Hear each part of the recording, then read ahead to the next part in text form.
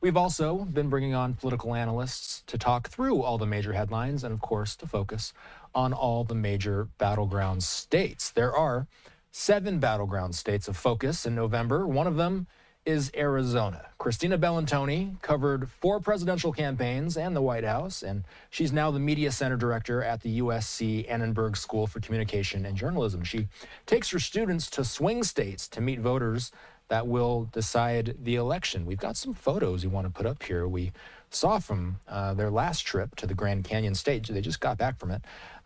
They just got back from that trip. She recently visited Michigan before that. She was on to talk about such before. She's also here to talk now about how battleground voters think and what they learned in Arizona. Good to see you, Christina. How's it going?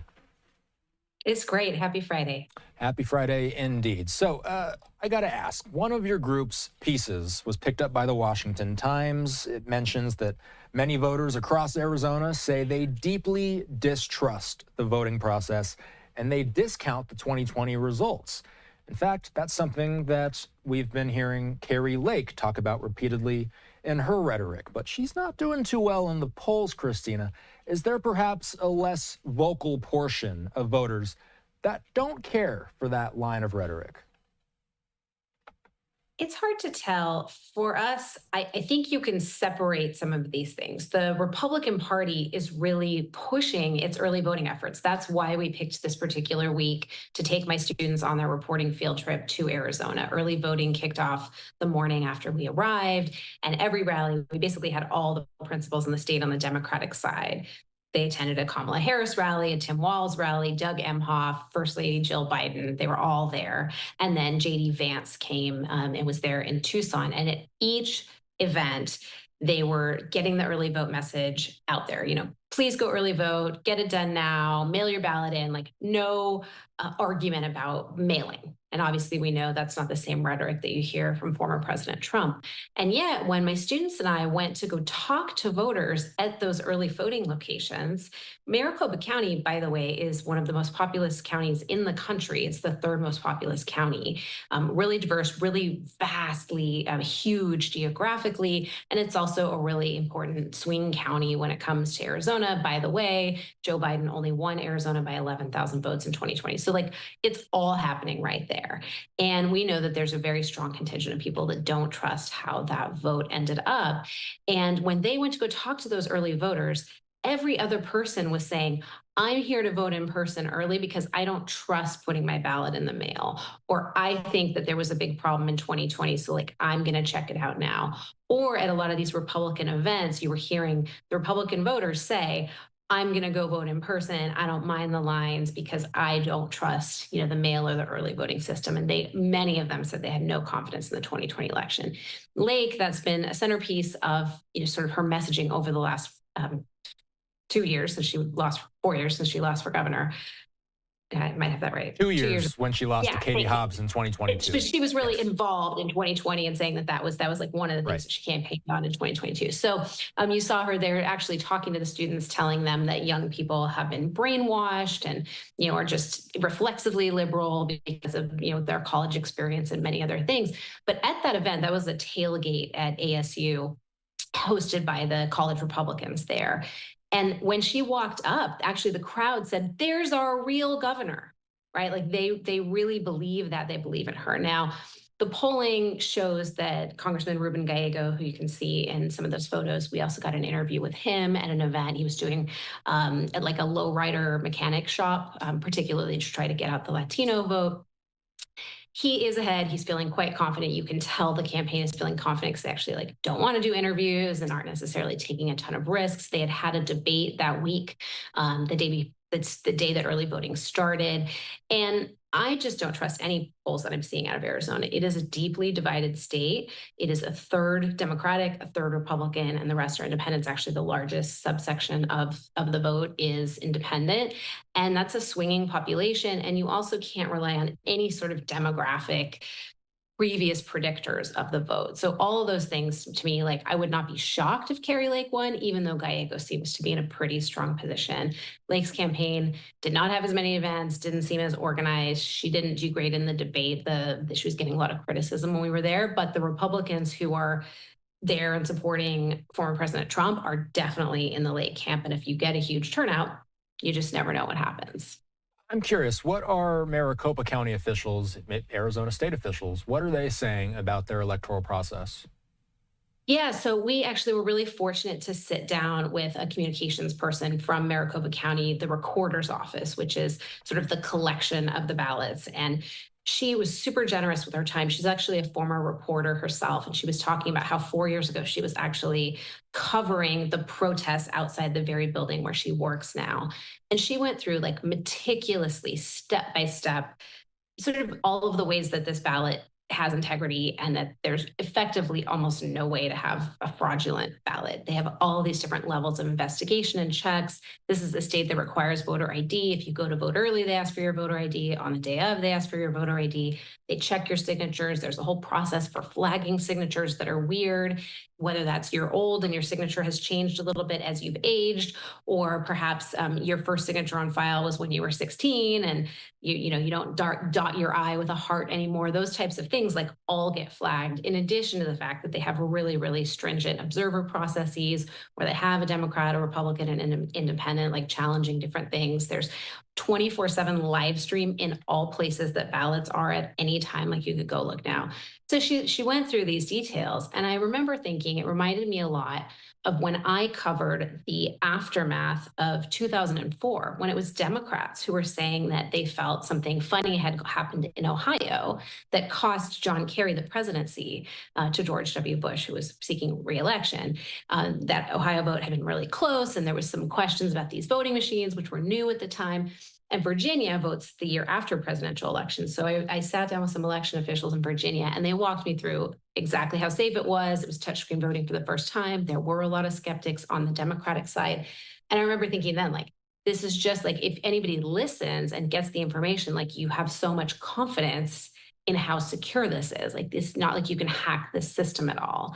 And I've done this with students in South Carolina and in other places. And so at the end, to me, it just spoke to how much work the media really has to do to help people have trust in these systems. They are safe. I can confidently say that, knowing what I know, both as an intelligent individual, hopefully, and also as somebody who has reported in many different states over the course of my almost 25-year career now. Like, this is safe and it's good for everybody to vote. Doesn't matter who you're voting for, but like get out there, trust the process, and there you can learn how this works rather than kind of think, oh, my postman's going to steal my ballot. That's actually a federal crime, so it's pretty unlikely that's going to happen. Yep. And as you mentioned, the Maricopa County Recorder's Office, they are going to be live streaming. And I believe a number of these larger counties are going to be doing such. They're going to be live streaming their workers as they tabulate the votes and as they process these things in real time on election night. I got to ask you, because you just came back from a trip to Arizona a few weeks back. You were in Michigan doing a similar assignment. Did you notice any glaring differences between how the Trump and the Harris campaigns are attacking these battleground states? Yeah, and it's not exactly apples to apples. The students in Michigan were able to cover a Trump town hall, which had huge turnout, really long lines. A lot of people didn't get in. Ultimately, it was like a very, very crowded indoor sort of community college, I think basketball arena or something. But also, it was quite short. People were kind of disappointed. They left early, that kind of a thing, just because he was an hour and a half late. All that happened. But to me, the energy felt very much with the Republicans. We spent a lot of time with former Congressman Mike Rogers, who's running for Senate there. Everyone that we interviewed brought him up. No one said, oh, I'm voting for Alyssa Slotkin. Like, we didn't encounter that enthusiasm for the Democratic Senate candidate. This is an open seat and one of those ones that's crucial for them to be able to win back the Senate if Democrats have to hold that seat. To keep control of the Senate, they have to hold that seat, and it's really pretty close there. But the energy to me felt all with Republicans. Trump signs on a lot of lawns, a lot of these counties. He's spending a ton of time there, and the students had covered some not get out the vote, but some organizing efforts where the Trump campaign was reaching out to the Black faith community, particularly in Detroit, to say, hey, we really need you involved. The Democrats have taken you for granted just because you happen to be Black. Like, that doesn't mean you have to vote for Democrats. Now, we've seen the polls reflect that Kamala Harris has a smaller share of the Black vote than Democrats have previously had. Whatever you want to read into that, the Trump campaign is trying to take advantage of that in a state like Michigan. Now, obviously, things have changed a little bit. His comments about Detroit last week definitely. A lot of people that we talked to then are not as happy with him as they were. But in Arizona, to me, I felt a lot of energy, particularly from young people for the Harris campaign. Really long lines. They at the Harris rally that my students attended, which was just outside of Phoenix in a small town called Chandler. When we got there like 2 hours early. There was a line like around the block. There were at least 1,000, maybe 2,000 people in line, and they all got turned away because the arena was already full with 7,000 people. And they give them little QR codes to say like you can be first in line the next time she comes back through Arizona. And having covered so much time, I spent a lot of time with Barack Obama on the campaign trail in 2007 and 2008. For me, the crowds kind of felt like that, like the excitement was there in a way that we didn't get at all in Michigan. And we didn't have a lot of big public events in Michigan. There wasn't a big rally, whereas we went to 4 rallies in Arizona. So that's why I always like the students to talk to people who aren't at a rally, somebody that's just going to cast a ballot, or somebody that's out on the ground just, going shopping or whatever that may be. So you get a sense of what they care about and what might motivate them to vote. And I got to ask you another question about maybe comparing the two, because, and maybe this will be not really comparing apples to apples either, but I'm going to ask it anyway. The voter personality between these states. You were just in Michigan. You are going to be heading to Nevada, but you just got back from the Grand Canyon state. What do voters in a state like Arizona prioritize? Did you hear more discussion, perhaps, about issues like the border, given their proximity? Yeah, and in fact, some of the students were really felt they interviewed almost 200 people over the 5 days that we were there. I had 6 students, so between them, about 200 people. Really extraordinary reporting on their part. A lot of the images that you're seeing is them in action, talking to voters there. But they heard from a lot of people who had really direct experiences about immigration. They talked a lot more about its impact on the economy. About, for example, if somebody is in the state illegally, having crossed the border, they might be draining police resources or healthcare resources. That was the arguments that people were making. One person even told one of my students that they had actually seen like dead bodies in the desert from people who had crossed and had not made it. And, like really powerful, very direct stuff where even though in Michigan, many people, particularly at the Trump town hall, were saying immigration was their top concern, it's not coming across the Canadian border. Like they're talking about the southern border and where they're sort of afraid of their communities changing and some of those demographic changes. Whereas in Arizona, people just feel these effects much more. And really, really strong Latino turnout at the Vance event. And then particularly just a lot of the Republican things that we went to, people that feel like there should be stronger border policies. They want to see a wall built. They want to see a much less lenient policy toward refugees and many other things. So a lot of just talking about crime. But at the same time, both states, you heard people talk about the cost of living for their families, the fact that their wages aren't going up, that maybe it's harder to advance in their jobs than it used to be, and just the pure cost of when they go shopping, when they fill their gas tank, what does that look like? And a lot of them had concrete examples in that. And that's why these economic signals are just so interesting for the students to kind of reflect on and cover, because they talk to people who say like, I don't feel any better than I did before. Like it's been 4 years of the Biden administration, and now I have less money in my pocket at the end of the week. And yet you see these strong economic indicators that don't always line up. So it was fascinating just to hear how people are thinking, so close to this election as they're already voting in Arizona. I got to ask you about some news a day type of stuff. We're looking at footage from the Al Smith dinner last night. The AP says the white tie dinner raises millions of dollars for Catholic charities and has traditionally offered candidates from both parties the chance to trade lighthearted barbs, poke fun at themselves, show them that they can get along, or at least pretend to, for one night in the election's final stretch. Candidates typically don't miss this event in person, save for the weird pandemic year last time. Trump was in attendance. You're looking at him right now. Jim Gaffigan giving a half-hour monologue as well. Kamala Harris, not in attendance. Did it feel off, Christina, that Harris wasn't there? And did Trump's remarks fit in with what's typically expected from a candidate at that dinner? So this is one that I feel like really depends. It's like very much like what you would call an inside the Beltway story. I wrote a lot about these dinners over my time in Washington. I was there for almost 13 years. The White House Correspondents' Dinner is another really big one. The Gridiron Dinner, right? Like these are the sort of political glitterati. You know, you see Chuck Schumer there, and there's big time reporters there, and Bob Woodward's probably there. You know, like it's just sort of a vibe, right? Where it's so important to be part of this. And I've been in those circles before. And I think like in Michigan and Arizona, where we are in California, like people do not care if the candidates are attending a fancy dinner. And in fact, they want to hear from the candidates like what they would do for America. So they don't care. Now, for me observing it, I watched the Harris video. I think they posted it on their own Instagram. Like she did a video and she had I forget her name now, but the woman who used to be on Saturday Night Live, who did the like Mary Catherine Gallagher bit. And They it did was a like, skit, yes. yeah, I laughed. It was funny. I hadn't, but like it didn't really connect to me. Like, oh, she's not there. Like they sent this in, and well, why'd she do that? Because she's off campaigning in all of these swing states. They are not leaving a single state unturned. Right? They are sending all the principals: Barack Obama, Bill Clinton, the husbands, the wives, like everyone is out there on the campaign trail as these states are starting to early vote. So in the end, like it makes more sense politically for both of them to skip the dinner, frankly. So I guess I don't think it matters in the grand scheme of things. How the media perceives you does matter. And the media, this is an important dinner to them, and that sort of New York vibe and important people, all those things. So probably people are happy that Trump went and glad that he stayed and addressed the crowd. I felt like his remarks were not uncharacteristic to him, but not necessarily characteristic to what I've seen come out of that dinner previously. So we saw Elon Musk speaking earlier today. I want to talk about the battle of the billionaires. Musk has been stepping up to campaign on behalf of Trump in recent weeks. We were just watching some of those remarks a moment ago. He was in Pennsylvania today.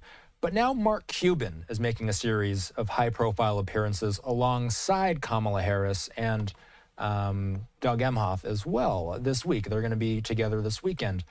Why are figures like Cuban and Musk getting in the mix, Christina? Is there more to it than just their cash?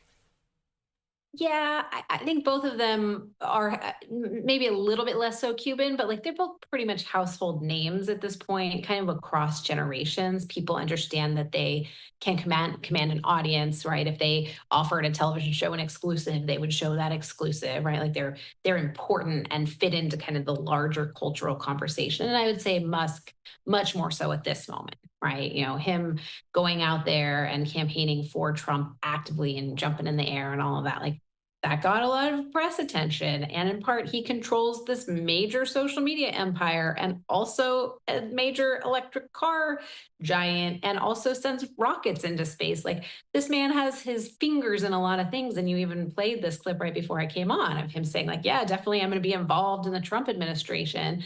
To me, both of these billionaires are like seem totally out of touch with what everyday people are talking about, particularly in these battleground states. But what they do is they generate headlines.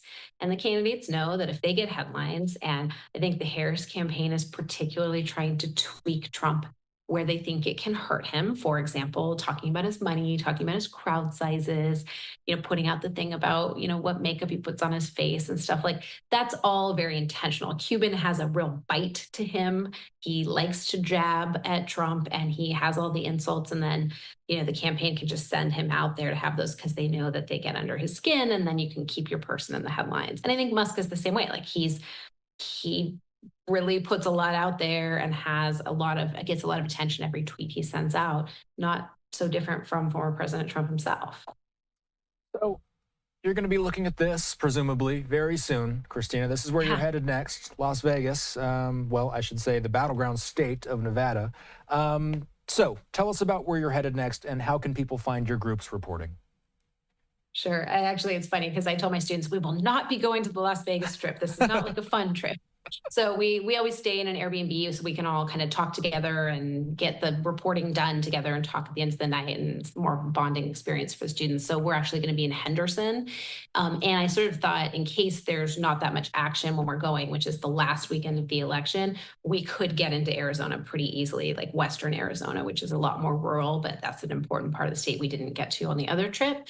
But there will be action there. You know, unions are huge there. The economy is huge there. The demographics are changing significantly there. This was the kind of the still affected by the housing crisis back in the 2000s and 2010. Like these are like really big important things that happen in Nevada, and the majority of the population is in Clark County. I've spent a lot of time covering that state, so I know a lot of sources there. There's a competitive Senate race. So the students, we're continuing to pitch freelance stuff. So from Arizona, you mentioned they freelanced a piece for the Washington Times. They did that in Michigan as well, had two pieces on the front page of the Washington Times, actually.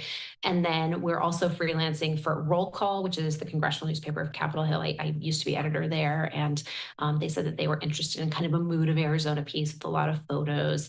And I think we'll probably do the same out of Nevada, but they're also writing for their college outlet, which is known as Annenberg Media. I post all this stuff at my Instagram account, which is Professor Bellantoni, because I try to let people in and show them a little bit about what this is like and just what experiences you're giving the students, because most of them in a college campus, you know, it's pretty liberal on the West Coast. It's an elite private school. They're not exposed to these people who are going to decide who the next president of the United States is, who controls the Senate, who controls the House, major propositions everywhere. Something I forgot to mention about Arizona is there's a proposition to enshrine abortion rights in the Constitution for the state. So big, big things the students don't get to see as much in LA. So just watching them discover that is so fulfilling as a teacher, and really different from what I used to do when I was the one out there reporting. Yeah. Looking forward to the continued success of your students. Looking forward to your reports from your Nevada trip, and looking forward to talking to you next time, Christina. Have a good weekend. Sounds great. You too.